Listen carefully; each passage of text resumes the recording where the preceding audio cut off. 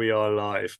ESBR Boxing, we are back, myself and Niall. We are here in review mode, reviewing what many would describe, I suppose, as a sort of tangential boxing event, but I myself would like to describe as a super fight that took place last night between Jake Paul and Nate Diaz.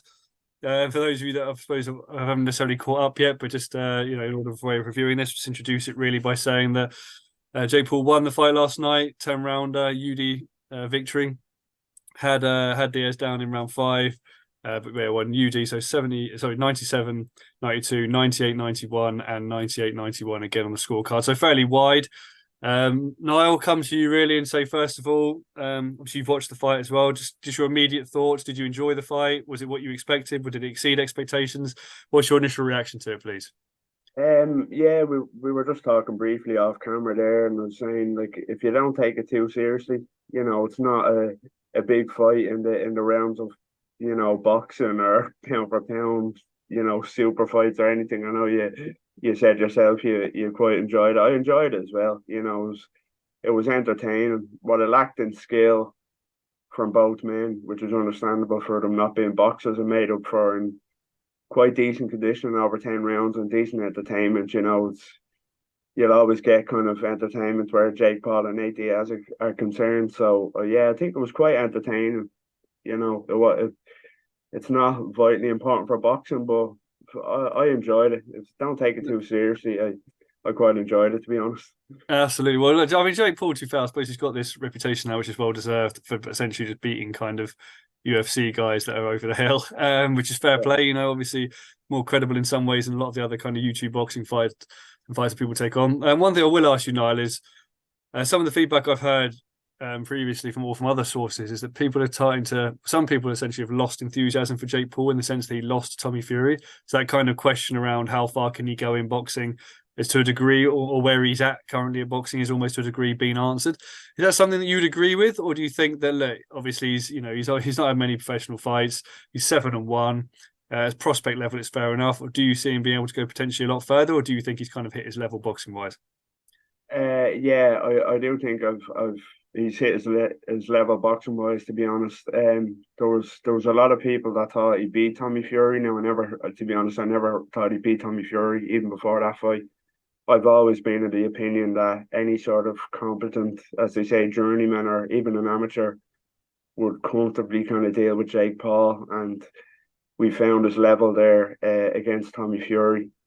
Now, Tommy Fury, I think that fight, even in victory, done a lot of harm for Tommy Fury. To be honest, he didn't look the best in that fight. He got dropped, and I know he won, but yeah, Jake Paul's never going to be a boxer for me of any sort of competent level, in my opinion. Hats off to him.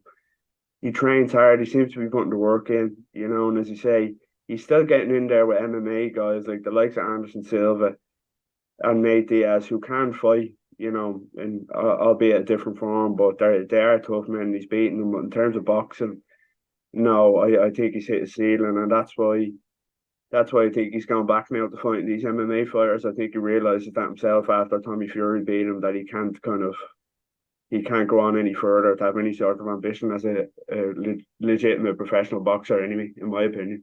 Yeah, no, I actually would have to concur, even though I do enjoy the ride that we're currently on. One thing I'll ask you, really, I suppose, is then for both men, really, I suppose Nate Diaz. A lot of people were saying the build up to this seemed like he's essentially has taken too many punches already, and was already showing some sort of signs of physical, if not cognitive, decline. But in the actual fight himself, seemed to equip himself still ready to a competent level. Where do you think he's going to go next? Would you like to see him fight any more of these kind of crossover sort of celebrity / exhibition fights? And similarly for Jake Paul, do you think for Jake Paul, would you like to see him? I mean, there's talk obviously about the Tommy Fury rematch. Would you like to see that? Would you like to see him maybe fight someone like KSI? I know he's obviously looking to fight Tommy Fury as well. Where do you see him going next? So yeah, just a bit of a summary of in your opinion, really. It's a fairly open platform here as to where you see both men going after yesterday. Well, as I say, in terms of Jake Paul, I don't see him fighting a boxer. I think that's his level now. But I do find it interesting, this talk of fighting in MMA. He's mentioned to Nate Diaz there's a $10 million offer to fight MMA, which, to be honest, if Jake Paul steps in the cage with Nate Diaz, I would be full of respect for him. To be honest, I would be full of respect. I know it's this a boxing page, but I think if that was the way to go, for hats off to Jake Paul. In terms of Nate Diaz, no, no more of this boxing. I was always a fan of Nate Diaz. I was kind of a casual MMA watcher. Nate Diaz is great to watch in the cage, but definitely not boxing. Yeah, but for Jake Paul, if it is to be boxing, I can either see it be the Tommy Fury rematch or KSI. Whoever wins that, I think they're fighting. Tommy Fury's fighting KSI. Unfortunately, unfortunately, they're fighting next. So I think the winner of that will fight Jake Paul. I And agree. I think like we saw last night, we saw Nate Diaz obviously put Jake Paul in a bit of a choke. I think it was with the ninth round sometime yesterday. And you feel like if he does get into the octagon with Nate Diaz, there's only one way that's going, and it's going to be a sort of submission fairly quickly, I reckon. Let me put some names to you though before we sign off here, Niall. Yeah, no worries. You mentioned obviously Fury and KSI.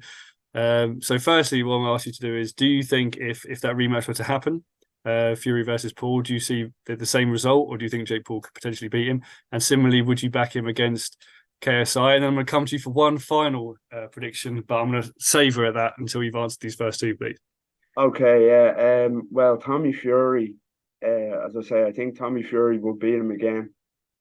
I wouldn't be as confident on it as I was before the first fight. As I say, I think that Fury fight didn't do Tommy Fury any favors with how he looks. There's a reason, in my opinion, there's a reason now Tommy Fury's fighting KSI next.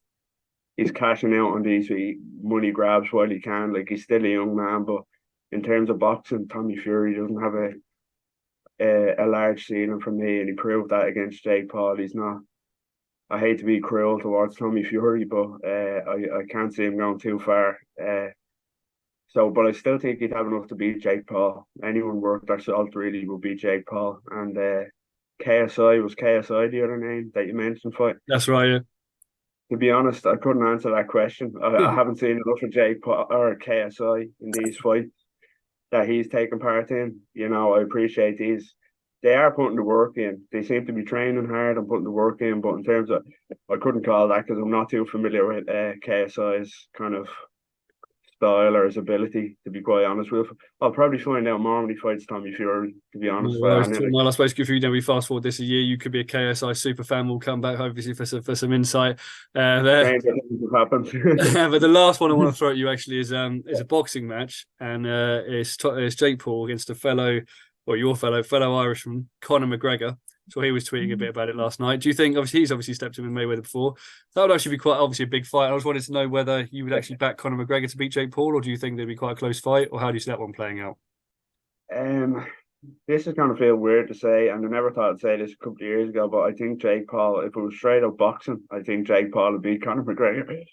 As bizarre as it sounds, I don't know how we're even talking about this, but I think it's such an indictment of how bad the striking in MMA is and the boxing in MMA is, that any sort of MMA fighter now that Jake Paul faces, I think he'll have enough to beat him. As I say, respect to him. Like, these are still tough fighters he's getting in there with, and he's beating them. But MMA is just, it's light years apart striking wise to boxing. So I think Jake Paul does have enough to beat Conor McGregor, and I would watch it. I would watch it.